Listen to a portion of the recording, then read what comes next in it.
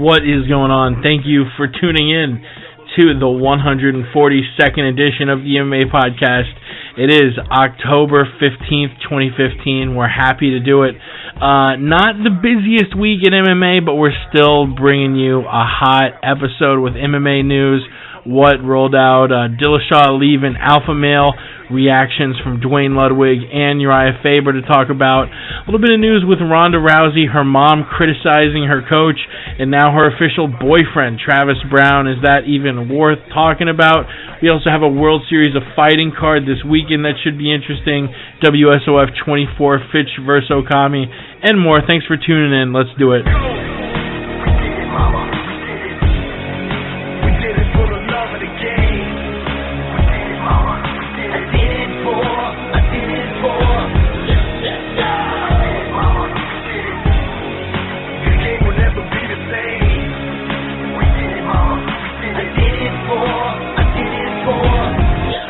You're listening to the MMA Podcast. That's right, and thank you for tuning in to the MMA Podcast. We are joined tonight by the one and only P Money coming out of Palm Desert, California. Pat, what's going on, my man? Jake, we're just hanging, doing the damn thing. It's a lovely Wednesday night here in SoCal. Oh, yeah. My goodness. Chilling, doing big things, and ready to talk about, you mentioned it, not a whole lot of goings on, but we got some hot takes on the news that we do have coming up on the MMA world here, so looking forward to getting into it with you. Yeah, and like I mentioned, usually I feel like I'll start the show and I'll be like, shit, I hope I can cram all of it into like a quick little burst, because there will be a card from last weekend to break down, a card this coming weekend, a ton of news coming down the pipe. It was a relatively quiet week. We don't really have any cards to break down last weekend. I think we did a late Friday night this past week for the MMA Podcast where we talked about a lot of results, so nothing really to recap. This coming weekend, we don't have a Bellator. As busy as the UFC has been these past couple of years, there's no UFC to break down this weekend. We will next week be breaking down a UFC and a Bellator card, but this week we only have a World Series of Fighting card. Like I mentioned, headlined versus John Fitch and Yushin Okami, which we'll probably break down toward the end. I almost hate to talk about this as a news story, but as sad as it is when it comes to MMA news, this was probably one of the biggest stories. Ronda Rousey, sort of twofold coming with the stories, which really quickly, if you are listening, you can call in 213-457-3380, tweet us at the MMA Podcast, and we'll read the tweets off on air. And yeah, as always, this is the MMApodcast.com, Twitter, the MMA Podcast. So this kind of came out in two batches. It came out maybe over the weekend, Saturday, Sunday, that Travis Browne and Ronda Rousey were officially a couple, which, I mean, if you follow MMA, you knew the two were linked and things were going on there, so not really much news there. But then we hear Ronda's mom maybe tweeting about Travis Browne. I think I don't have it in front of me, but she said something about like, oh, if you're with someone who's a douchebag, or if everyone around you says someone you're with is a douchebag, and you say they're misunderstood, maybe they're just a douchebag. It was something along those lines, and everyone thought she was talking about Travis Browne, but it came out, maybe she wasn't talking about Travis, maybe she was talking about her head coach, Edmond Browne, over at Glendale Fighting Club in Los Angeles. She had some very strong words about Ronda Rousey's head coach, which I will play now. First, shout out to Latin Nation, the YouTube. Go ahead and check them out. But yeah, this is a interview with Rousey's mom, Anne Maria Demars, on Latin Nation. If you don't mind, and you don't have to, we were talking about it when we started the interview. You specifically, Edmond, her coach now, who I believe is her striking coach, but he's the head coach. Are you at issues with the way that he's kind of corralling her? And I think Edmond is a terrible coach, and I will say it publicly. I think he's a terrible coach. I think he hit the lottery when Ronda walked in there. She was winning before she ever met him. She probably won 99% of the judo matches she ever fought in.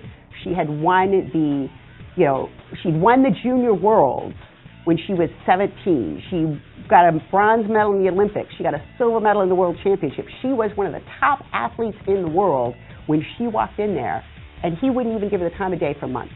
Somebody like that is a terrible coach. And I think she stays there because it's like somebody, pitches a no-hitter when they're wearing red underwear, and they wear that red underwear for every day. And I think it's superstition, and I would caution anybody from going there. And I think it's bad that he uses her to lure people in. And the reason I tell everybody, and I tell Brenda, I'm not going to be quiet about this anymore. He's a bad person, and people should not go there. And if he wants to sue me, that's my honest opinion.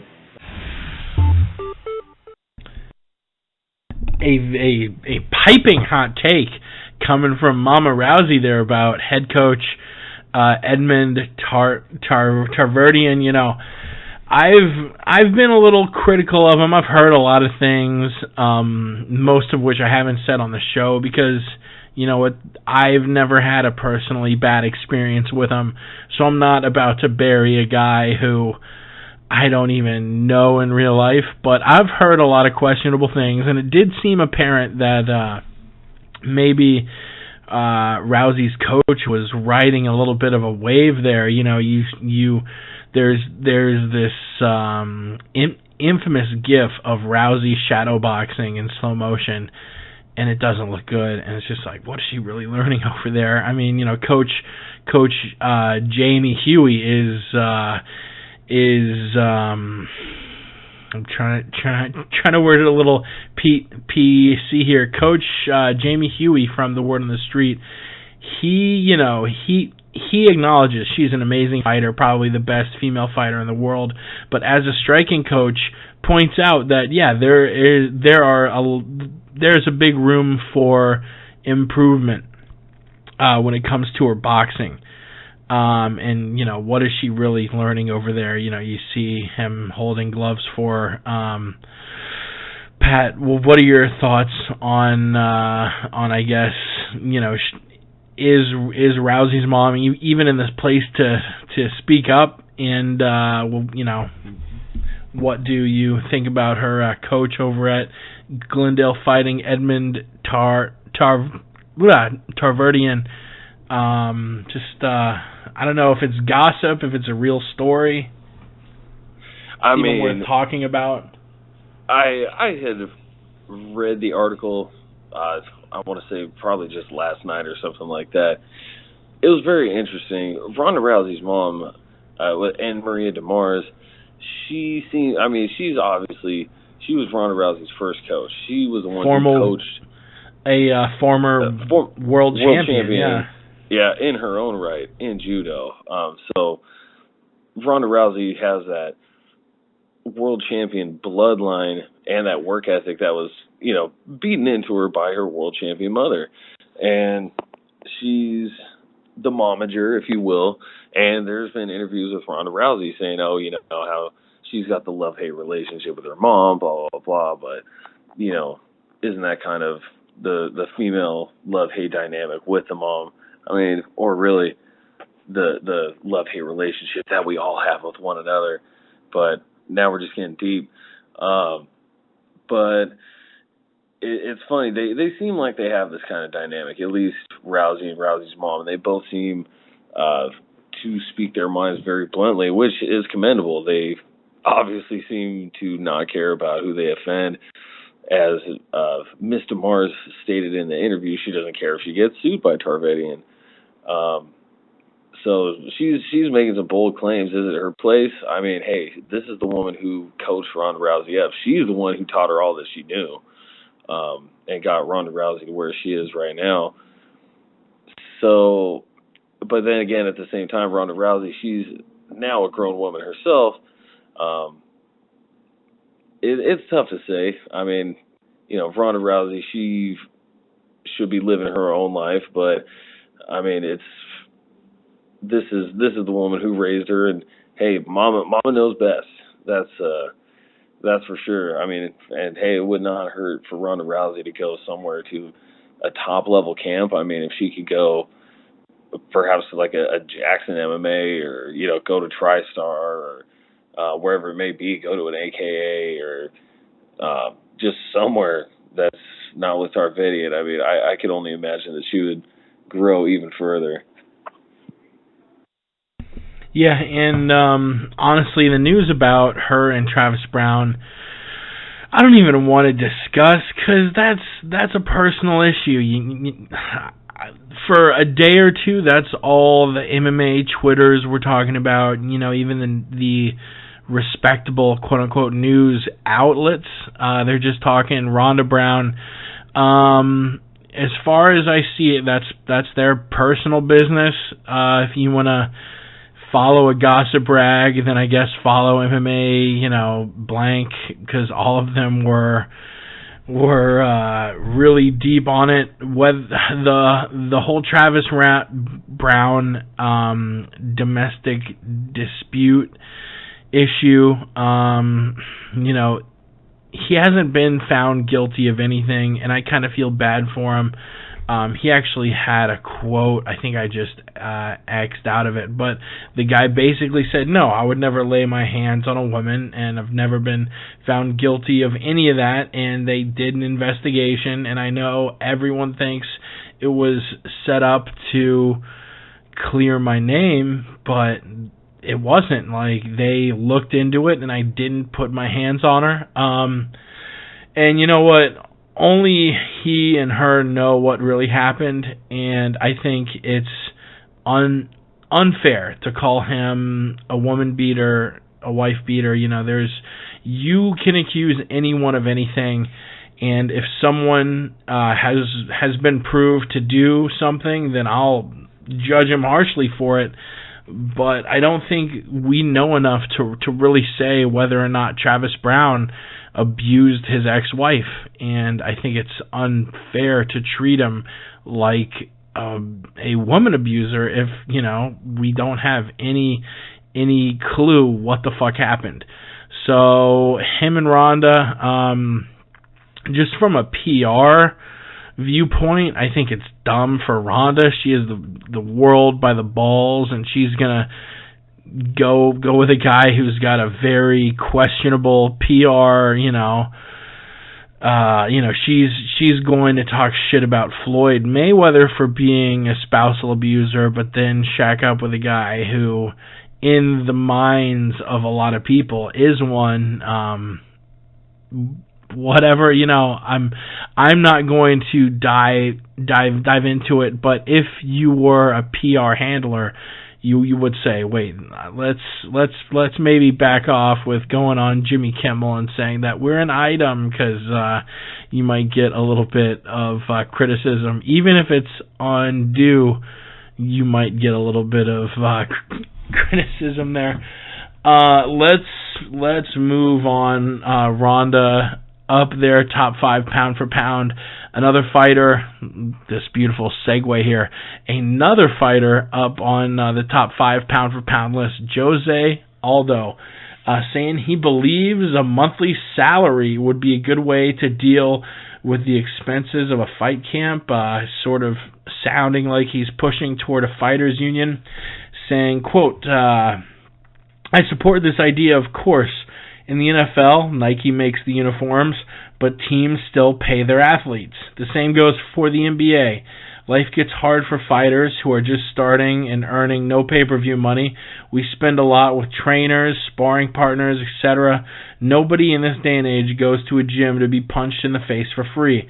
Whether we like it or not, we're susceptible to injuries, which could leave us sidelined for a long time.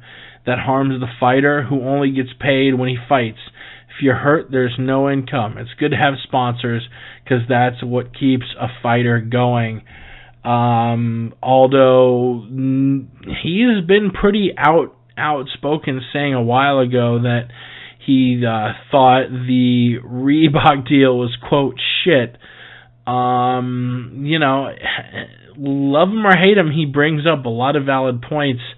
Pat, do you think a monthly salary might be a decent way to I guess incentivize top athletes to go after martial arts and, you know, join the UFC, and once they're in the UFC, be able to have an income and a source of money if, you know, there's a long layoff between fights?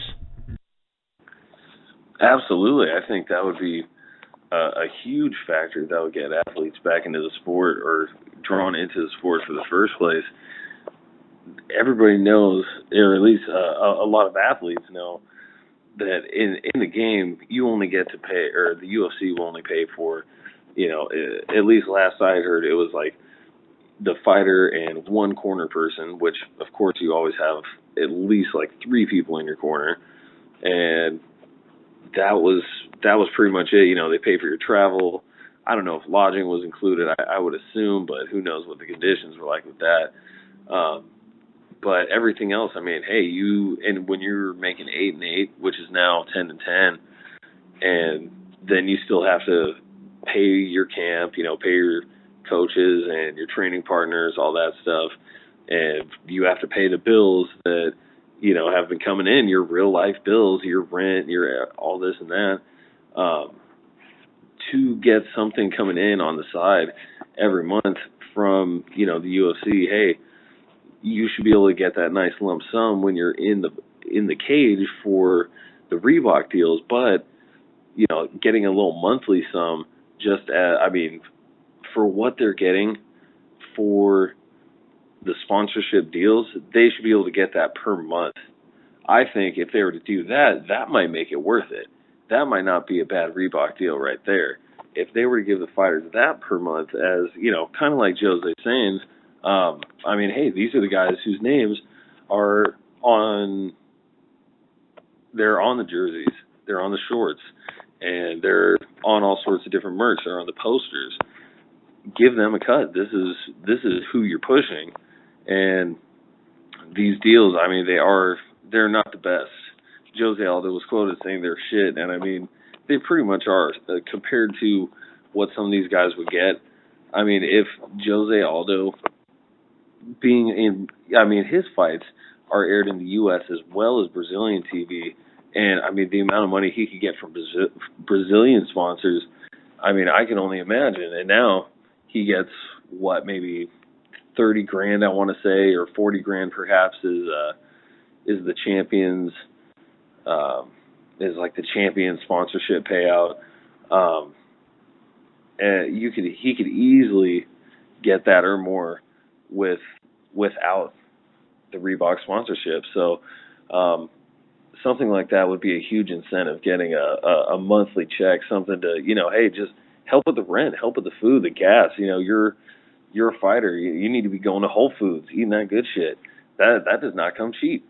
Something like that would definitely help to show athletes that there is money in there is money in the sport, and there is a future in the sport.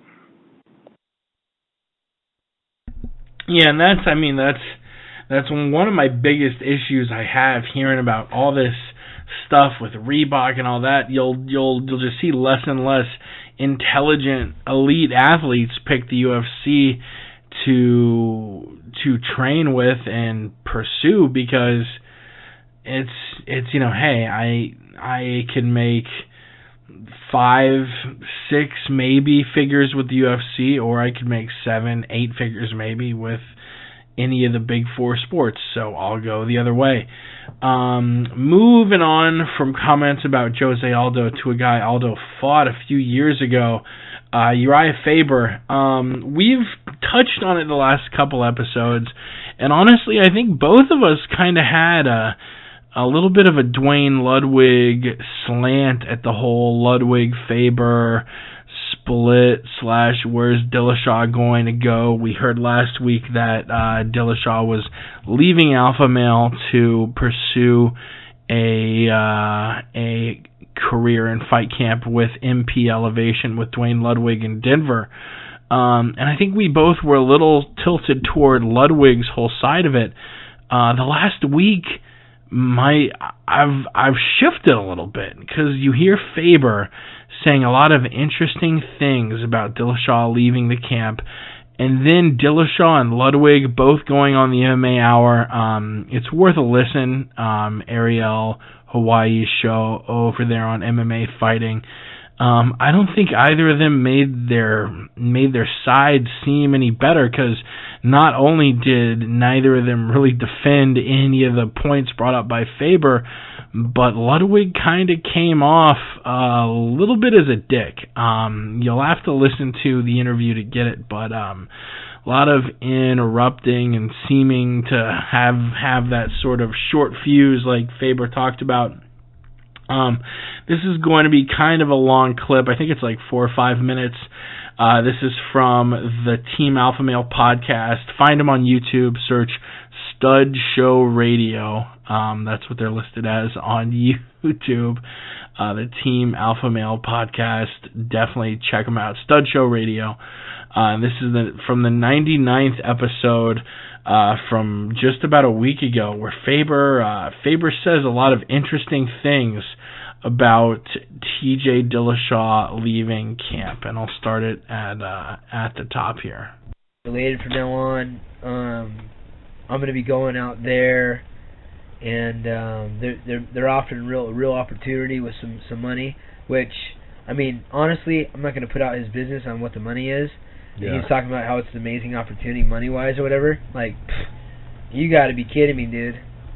I mean, and just if you're not aware, he's talking about Dillashaw saying that there's a better money opportunity out in Colorado than there was with Alpha Male. I mean, you could mow lawns for a full time. I mean, dedicate yourself to mowing lawns for Sanchez Carlino's business and make the same amount of money if you do it full time. But anyways, so one of their businesses, one of their many businesses. Yeah, whatever. So I was like, okay. I said, well, shoot, man, it's been nice having you on the team for the last 6 years. It's like, oh, then he says, and I'm going to be doing anything fight related, all my camps there. And I'm like, okay. And he's like, and from now on, I'll be representing Team Elevation or whatever, or something like that. And I come to find out later that there's a guy like Leister or something. He sounds like he's a recruiter, like a wrestling coach or something like that, who's been like talking to Cody and like trying to get Cody to come out and like basically trying to chicken hawk guys. The guy sounds like, you know, and apparently there's an article where he said that, well, you know, I talked to TJ, had a heart-to-heart with TJ. Granted, he's worked with them like half of one camp, and I told him, you know, it's about time you do something for yourself and. You know, like this and that. You got. It's about time you do something selfish, and we all know TJ. It's not like, you know, TJ gives back to the team, etc. But he's also, you know, he's about number one. Yeah. And I'm thinking, who the hell is this guy? Yeah. You know, who's giving him life advice, who barely knows him, that he needs to do something for himself and come train with him. Yeah. You know, whatever. So how convenient to come train how convenient. With. Yeah, whatever. So anyways, so TJ says, you know, and I go, well, geez, man, well, it's been nice having you on the team, I guess. Like, he's like, no, it's not like that. Like, I mean, they leased me a house. I've got a house leased for a year, and this is like a week after I asked him. He's like, they leased me a house for a year, and they're paying me this amount of money, and I'm like, okay.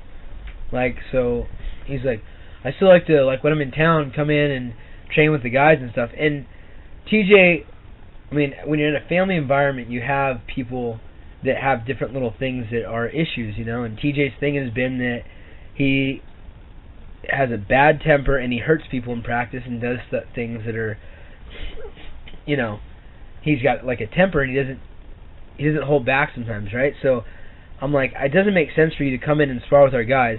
On top of that, I'm ranked number 4 in the world. They got Rafael Sunsao ranked above me, who I beat because he has a win over TJ. Yeah. And then there's Dominic Cruz, who's been out for his whole life, basically, because he's not made for combat. And, you know, I'm 1-1 with that guy, and TJ hasn't fought him yet. And so, and I thought you should be 2-0. Yeah, I mean it was a close. I mean, it could have gone either way. Yeah, it could have gone either way, but you put him down. If he got beat up. You want to look at significant strikes in the fight. The punches that put a man on his butt are more significant than any kind of scoring. So, anyways, it is what it is. Doesn't matter. So then, on top of that, I'm getting hounded all the time. I talk about a business decision. If TJ's making a business decision or what's best for him, whatever. I turned down the fight with him twice. Dana called me and said, "What if I told you I don't want you to fight this guy? I want you to fight TJ for the belt." And I'm like, "Man, I just don't think I can do it, man." He's like, "All right." It was almost like Dana was in a room and he was like having a bet where he like called me. He didn't fight or anything. He was just like asked me. I said no, and he hung up. Right. And I told TJ about that afterwards. Him and Fertitta and McGregor, Rousey, Paige Northcutt in the corner. You could throw Paige in there. Yeah, Paige in there. No, she would be telling us. So anyways, so then it's like he's making a business decision. Or is it a business decision, or is it a coaching decision, or what it is? The guys don't know. They haven't. I don't know how long they worked with each other or what the deal is. I heard TJ say that he got taken care of himself better in college than he did here, or whatever that means. That's ridiculous. But the last thing was, he said, that he wants to come back and be a part of our team. But I mean, he made a big boy decision. He walked away from the family that brought him up, the guys that basically, were a big part of his success. And friendship's a different thing. If we want to maintain a friendship that's built through actions, I'm okay with being friends with the guy. We've been really close. We've lived in the same house together when he's going through rough times. He's been a sidekick to me, through all my training. Whenever I bring coaches in, I'd bring him along because, we're grooming him to be a champion. I've done, these different things. If he wants to be friends, I have no problem being friends, and I told him that. But it doesn't make sense for him to get the benefit of coming in the off season when you make your improvements. When you make improvements in a career is in your off season. If you're smart, you come in here and you learn new stuff, you try new things, you learn this, you learn that, you tweak things. Then getting into a fight camp, it's like that's where you like make sure your body feels good. You look at your opponent and find a little bit of a game plan. You like do whatever. That's a different scenario. It doesn't make sense for him to decide, okay, from now on, because of this tiny amount of money in the big scheme of things, I mean, that he's going to go represent another team, send the message to our team that what we have is not good enough, because even in college he had a better situation than us. Be an example for guys like, I've got, Bryce Lane, Summer and Aspen, these girls that are... Summer B. Lane and Aspen Lane? Yeah. Constantly taking over Dusnak Bari's Instagram? Yeah. I love this. And he goes ahead to just further make his point there. I thought those comments were very interesting, and Bang really didn't have much to say other than, oh, this is Conor's fault and he got in Uriah's head and he's taking all this out on me. Where it seems like Dillashaw leaving seems like the catalyst of all this. It isn't like Faber is just pulling things out of thin air. I don't know. I love Dwayne still. I love all the fighters going over there. Dwayne, we actually had on the show, I think back in 2013, maybe early 2013. And he was an awesome guest, super nice. I wish the best for Bang and Dillashaw, but hearing Faber voice all of that sort of made me a little bit more sympathetic toward his side of things. Pat, what did you make of all of those comments? That lengthy clip I played. Oh man, California Kid, he was coming out with the hotness right there. I cannot believe some of those comments. Dominic Cruz been out his whole life. Oh my goodness, I was cracking up over here. Hot takes.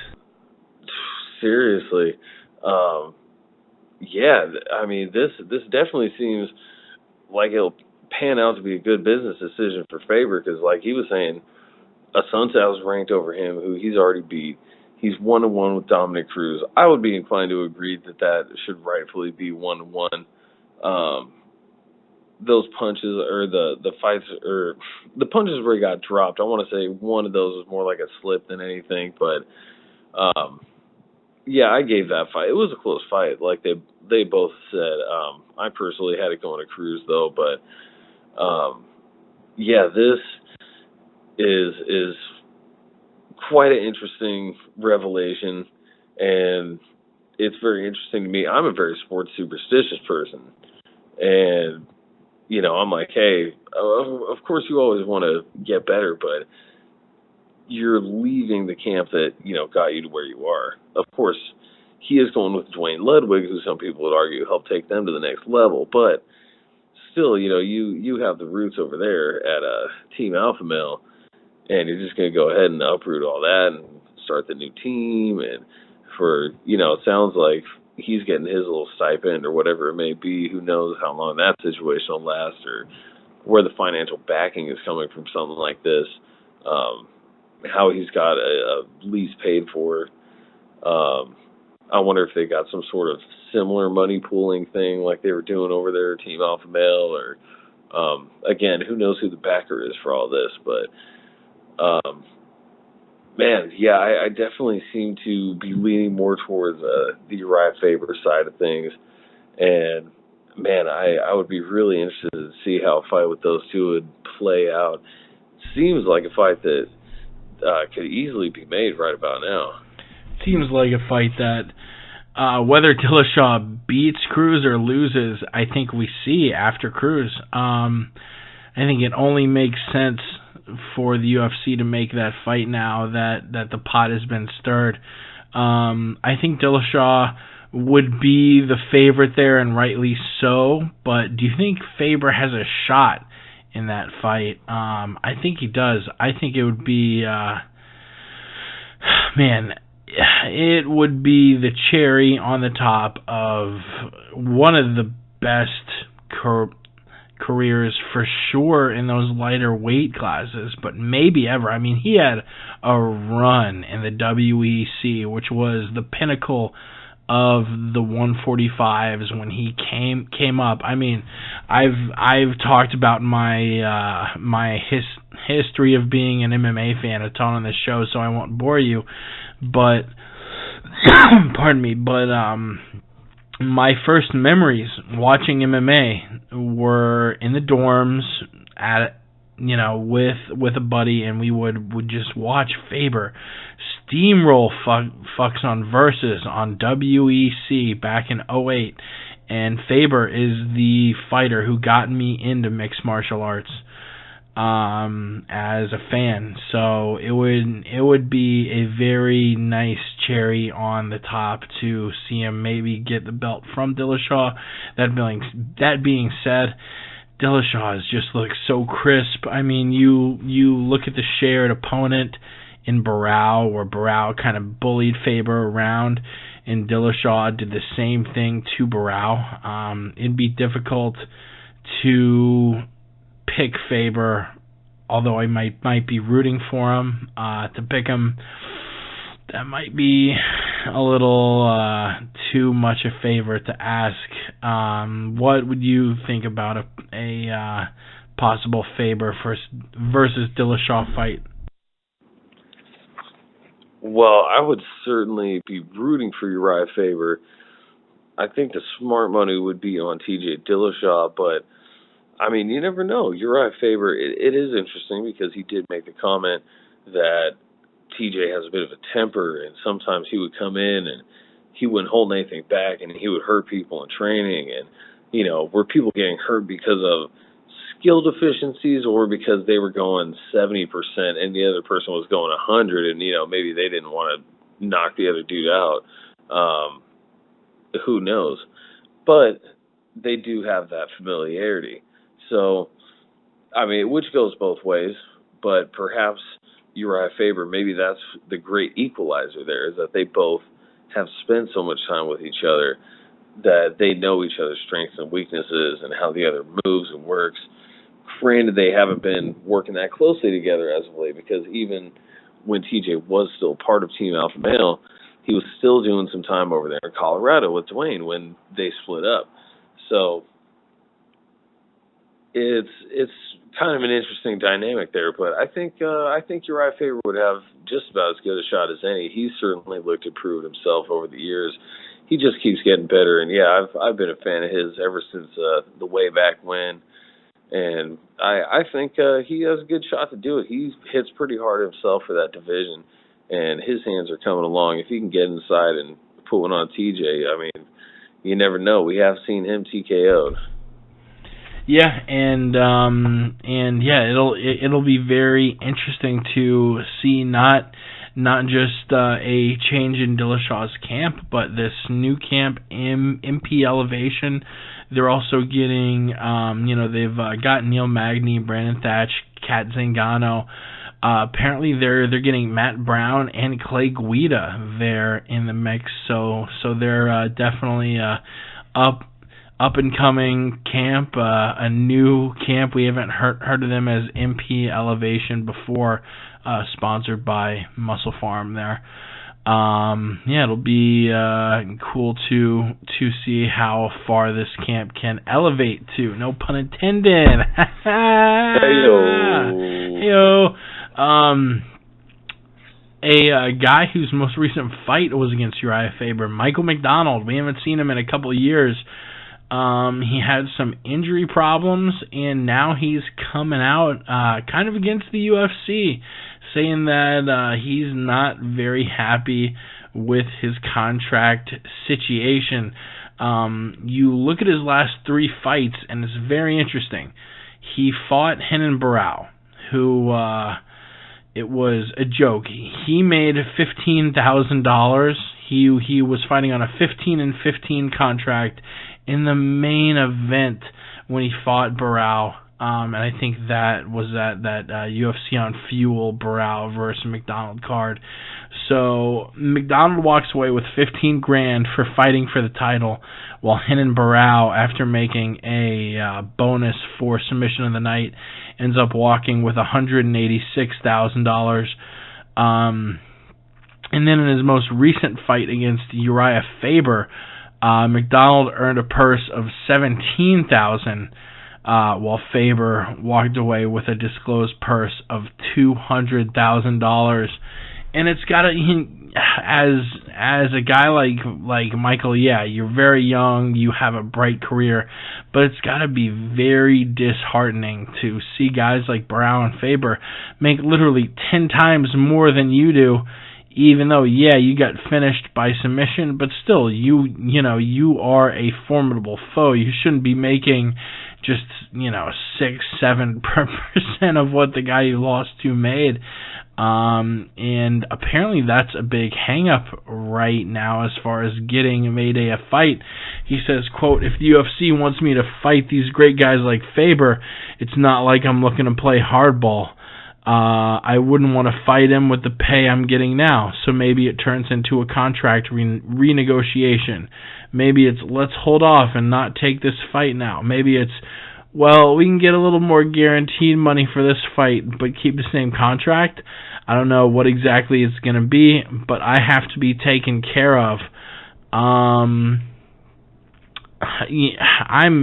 very split on this. Part of me says, if you sign a contract, you sign a contract, and as shitty as the terms may be, you got to abide by them. But at the same time, I'm very sympathetic to fighters, because I do think, for the most part, the UFC is mistreating a lot of fighters.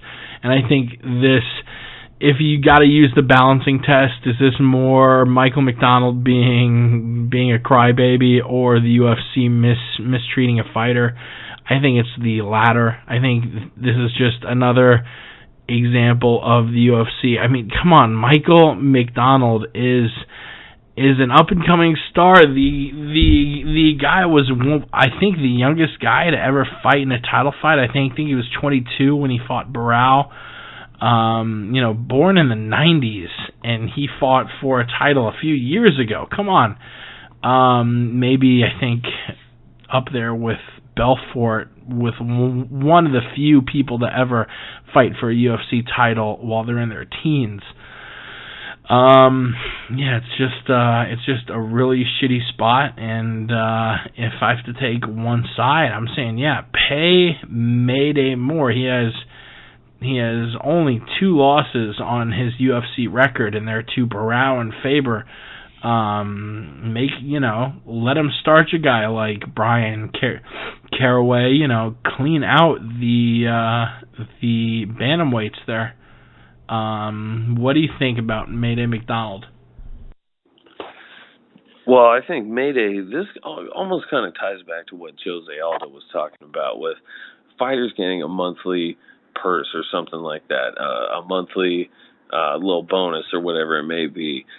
If Mayday were getting this, I wouldn't know that he would be making these comments right now.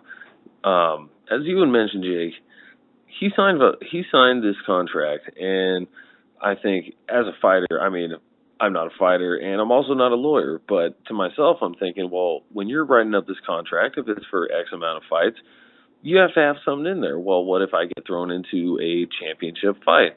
Are you going to be wanting to make 17-17 or 15-15?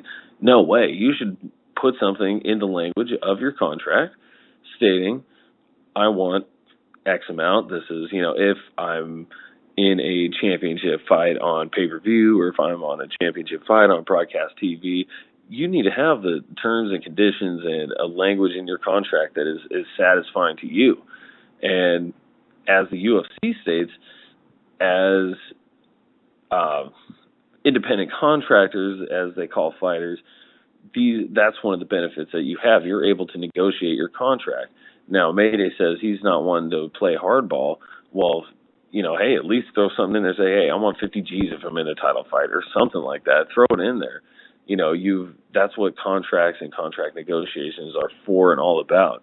And especially when your stock starts getting hot and you need to renegotiate that. That's just the way it goes.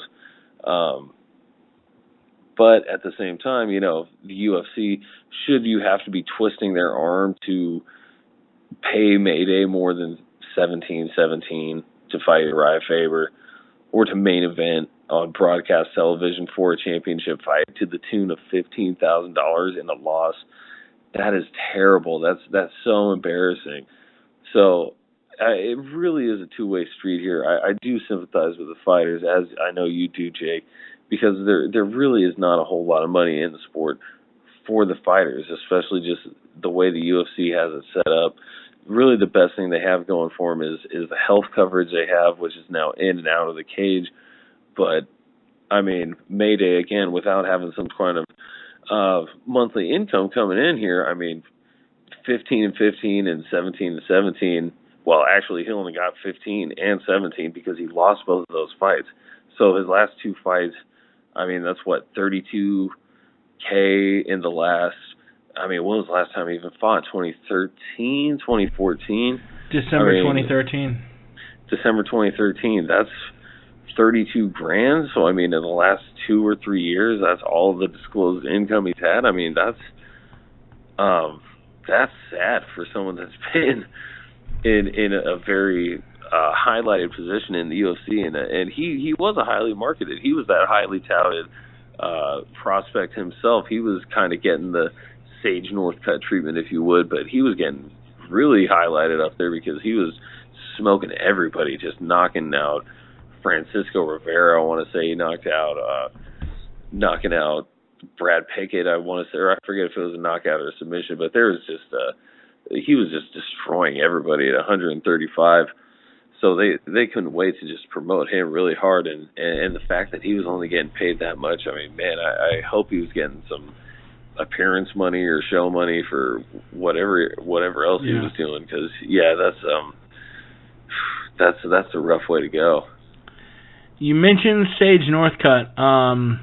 I want you to grade this impression of Sage Northcutt by Kenny Florian, and then tell me what you think the guy's ceiling is. I think he's maybe top 10.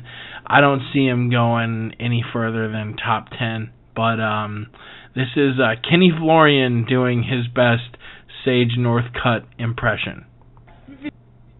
Florian, just want to say, I really loved your elbows. Nice. That sounds about right, at least from what I've heard. I mean, I don't know really anything about the kid. All I know about him is the 50-second or 1-minute fight I saw with him against Francisco Trevino, and that little post-fight speech. I haven't really looked into him any more than that. I don't think he's like, what, 5-0 or 6-0 or something as a professional. He's the Tim Tebow of MMA. He's getting a ridiculous amount of press because he's a good-looking, young, privileged, white Christian boy, which brings up a whole nother topic. Are we still talking about Mayday or Sage Northcutt? Okay, yeah, it happens. That's yeah. Damn, I guess white privilege is real. I feel bad now, Jake. I mean, Mayday's not nearly the looker that Sage Northcutt is. And Kevin Lee, I don't know, I feel sort of bad for him because he went on MMA Fighting and he called Northcutt a privileged, rich white boy, and he got called racist, which it's like what he said is right on the fence of racism. Like, yeah, I know what you're saying is true, but you are using the word white in like a pejorative fashion. So I don't know.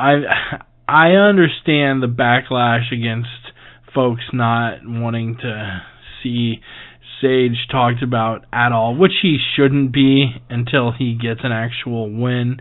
I think if you made Lee versus Northcutt right now, Lee would fucking starch him. But I don't know. It's laughable at like the amount of press he has gotten, and in of itself is newsworthy, which is kind of funny. I have a little bit. We've got a caller here. I don't know if he's calling to talk about Sage or what, but we have Alex from Texas. Alex, what's up? Humanity's going to come together. Ah! Ah! We know we're under attack. We know it. We're breaking the conditioning. Ah! Ah! We're coming for you, globalist. Ah! Coming for you. Coming for you. We know what you're doing. Oh, yeah, he just clicked off. Oh, wow. Wow. Yeah, if you are listening live, the numbers as always is 213-457-3380. Alex got some strong takes. I don't know if he was talking MMA, but man, yeah, he was hopped up on those goofballs or something. I don't know. I mean, Alex from Texas, was that Ramsey's playing a prank call on us? I don't know what that was. No. May have been. I do have a few Ramsey's drops, so we can act like he's here, even though he's not. Nothing against we facts, can pretend. I'm tired of seeing all these queers in the UFC. Oh, holy shit, how smooth was that, people? It is possible that I am just smoking crack and that you are all... The fight was a work, people. We got some Ramsey's drops. Only a couple more topics to break down. We have Miles Jury and Charles Oliveira. Seems like the last fight they're going to plug in there for UFC Fight Night in Orlando, December 19th. I think it's going to be a Fox card. So the card seems to be full. What fight interests you the most? We have 4 that seem particularly juicy. We have a lot of action at lightweight. We have one fight at heavyweight between Junior Dos Santos and Alistair Overeem, a fight that's been in the making for years.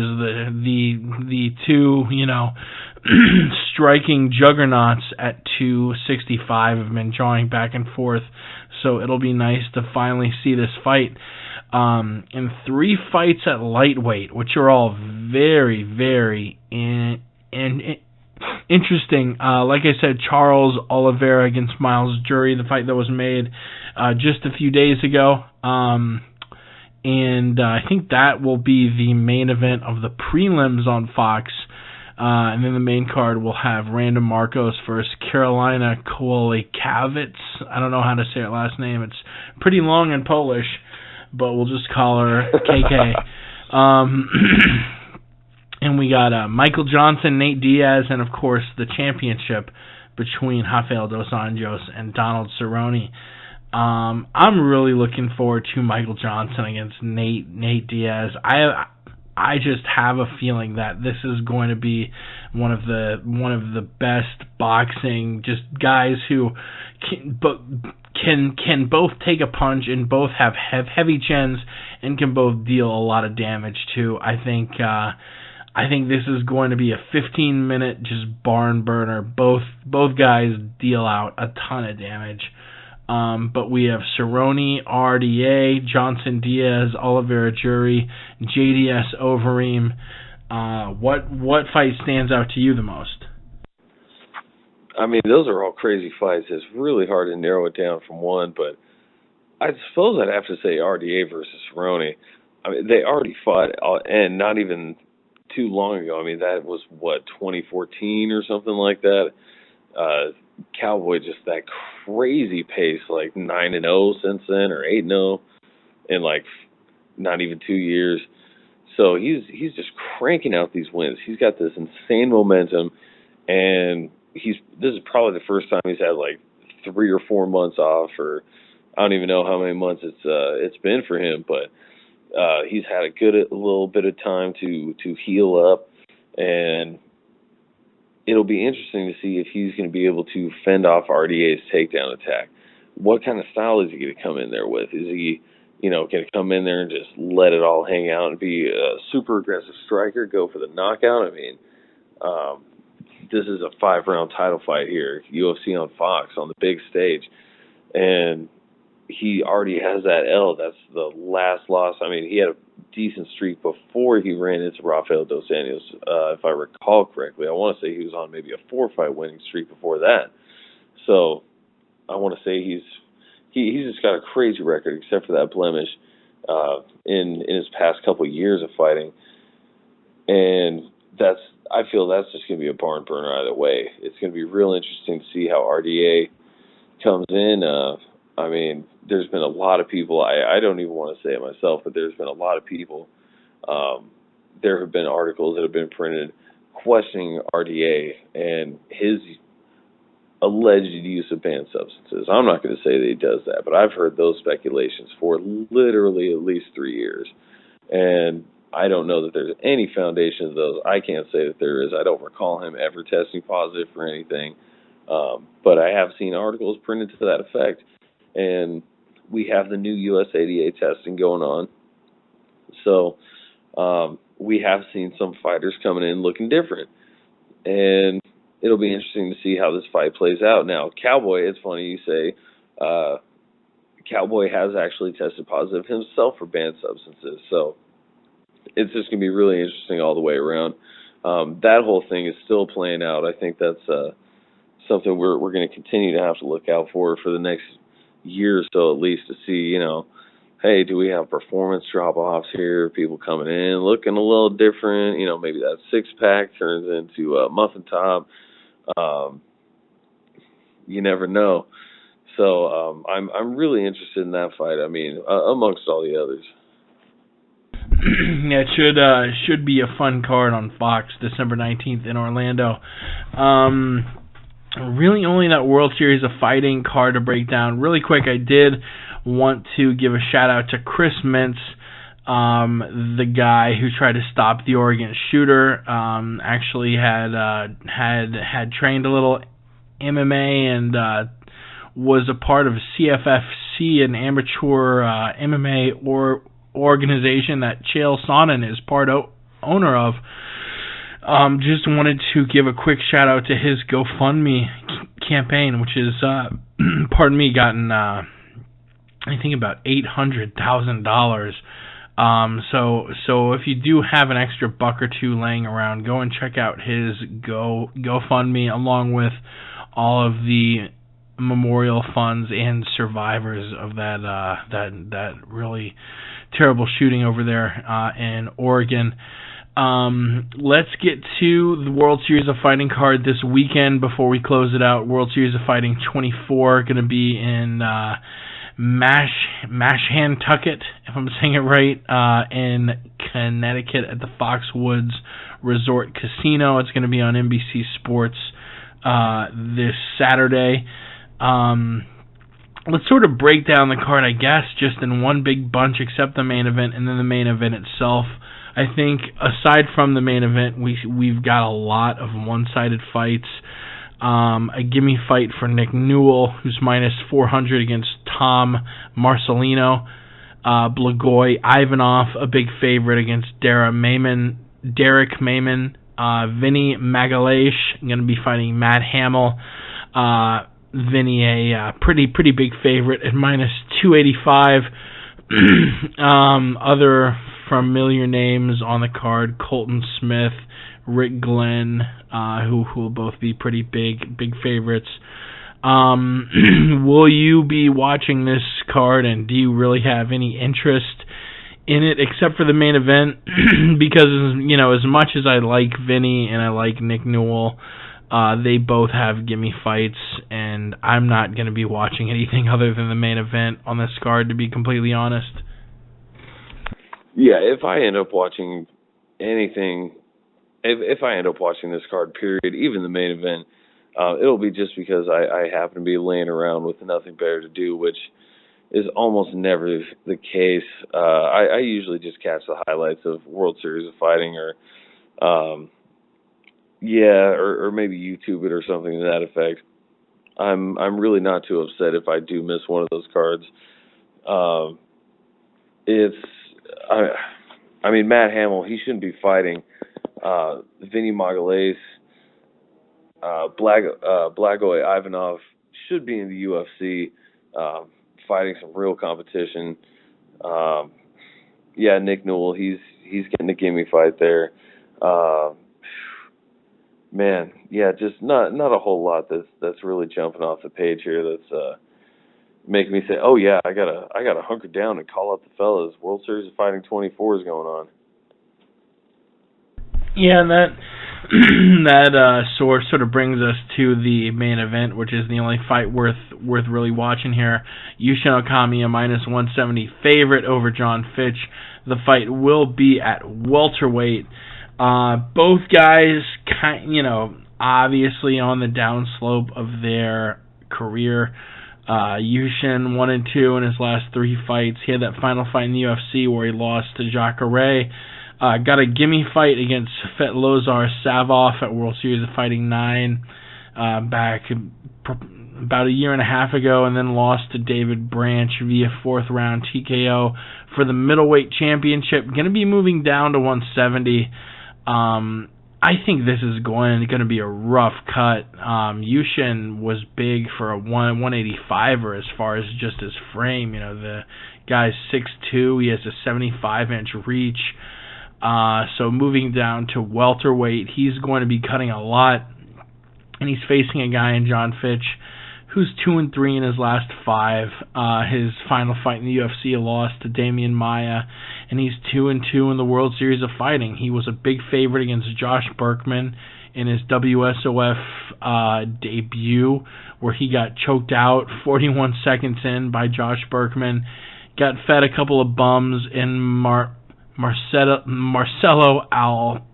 Alfea and an aging Dennis Hallman. And then got put up against Husamir Palhares for the welterweight championship, lost by 1st round knee bar at WSOF 16. Both of these guys, I don't think you see them challenging for even a World Series of Fighting championship anytime soon. They're just kind of the old guard, and it's an interesting fight we never saw. I guess I'm favoring Okami just because he's going to be a lot bigger, and Fitch just has not looked good since 2010 maybe. I don't know. I was talking with you, Pat, before the show, and for a few years there, the first few years, I was an MMA fan, he was the perennial number 2 guy at welterweight, and we've just sort of seen him very slowly slip into obscurity there. Like I mentioned, 3-4 in his last 7. The guy is older than we both thought he was. He's 37, going to be 38 in just a few months. Maybe he's getting toward the time where he hangs up the gloves. But what are your thoughts on this Fitch versus Okami matchup before we wrap up the podcast and send it out? Jake, this is the kind of main event that describes World Series of Fighting and my general lack of interest. It really does. This is 2 fighters washed out of the UFC. Well, actually, that's not entirely accurate. I want to say they were coming off of losses, but still had actually rather outstanding UFC records. But came to World Series of Fighting, have severely underperformed over there, are certainly in the twilights of their career. And my assessment of the fight is 2 wet blanket wrestlers that don't go for submissions with no striking. So, as you said, Yushin Okami is the bigger guy. I don't know, I want to say he's got a jab or something to him. Maybe he can work that and keep some distance, and the wrestling will just kind of wash out there. John Fitch has just not been impressive whatsoever in his World Series of Fighting career. I mean, neither is Yushin. Yushin is underwhelmed. The Dave Branch fight, you would think he would take that one. Dave Branch also being a former UFC fighter himself. Now 2-division World Series of Fighting belt holder. This is not an enticing affair to me. The only thing I can hope is that somebody just gets a freakish knockout, as we sometimes will see the wrestler versus wrestler matchup end up being. Sometimes it turns up into a striking match. Most often, though, it's just a snooze fest. I don't know. I hope there's like a good highlight or something for me to pull up on YouTube the next day, because I don't think I'll be rushing out to the bar to check this one out. I don't know if I will either.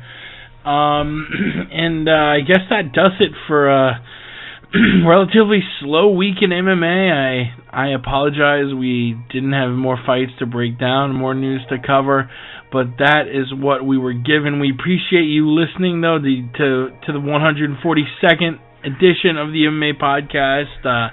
As always, you can follow us on Twitter at the MMA Podcast, and we will be here whether the news cycle is slow, whether the news cycle is fast. We will be here breaking it down. Pat, where can we find you before we send it off?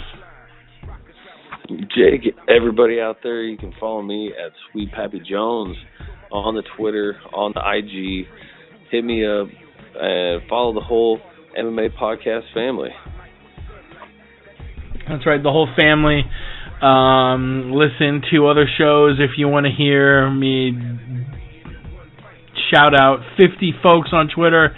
I can't shout out one of you unless I want to shout out 50 of you. So I'm going to hold the Twitter shout outs back until next week when I can really go down a legit list. But we love the shit out of each and every one of you. If you are listening, I love the shit out of you. We'll see you next week, breaking down, like I said, UFC, that Duffy Poirier card, and the Bellator card, breaking down the week in MMA. Love you. We'll see you then. We go. Jake, tune into the MMA Podcast every Tuesday night. Dr. Wild Chow, always been about chow. Relax, sucker. I be the coming like Noah.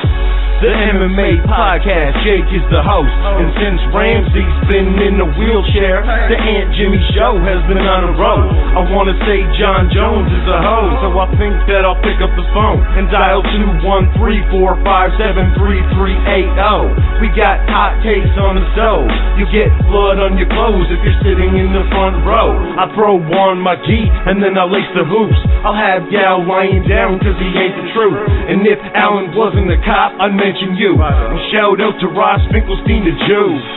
Cause according to you, you're an MMA guru. A Brew Bisbing lost his hands, Count Dooku. If you're a fancy boy, you get a 2-minute slot. Mystery wants a title shot. So listen to the MMA podcast. Throw a high kick, but I block that. Call me Diaz, screaming George, where you at? I want the strap. When you know that I'll never tap. So listen to the MMA podcast. Throw a high kick, but I block that. Call me Diaz, screaming George, where you at? I want the strap. And you know that I won't tap. Mystery. The MMA podcast. Most of us just live and breathe this fighting shit. Shout out to Jake. Shout out to Jake.